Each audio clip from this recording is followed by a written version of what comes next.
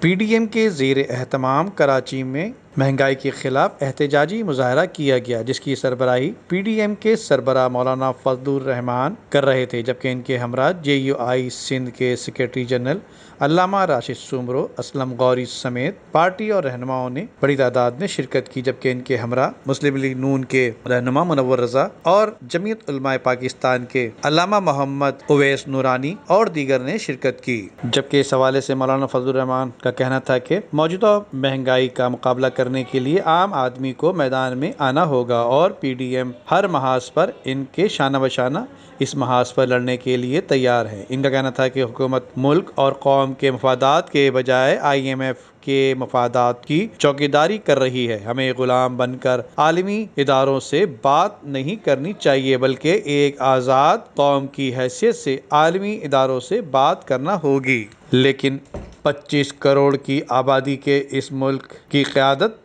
غلامانہ ذہنیت کی ہے، تو عوام کے مفادات کے تحفظ کے لیے ہم نے میدان میں نکلنے کا فیصلہ کر لیا ہے۔ جبکہ اس موقع پر مسلم لیگ نون کے سید شاہ محمد شاہ، مفتاح اسماعیل، قومی وطن پارٹی کے سردار احمد خان، نیشنل پارٹی کے مجید ساجدی، پختونخوا ملی عوامی پارٹی کے بشیر مندوخیل، بلوچستان نیشنل پارٹی کے حمید ساجنا، جمعیت علماء پاکستان کے مستقیم نورانی، مرکزی جمعیت علماء اہل حدیث کے رحمت اللہ کاکڑ، جمعیت علماء اسلام پاکستان کے مرکزی ترجمان محمد اسلم غوری اور مولانا عبد الکریم آبدی نے پی ڈی ایم کے تحت ملک میں بڑھتی ہوئی مہنگائی کے خلاف مظاہرے سے خطاب کیا۔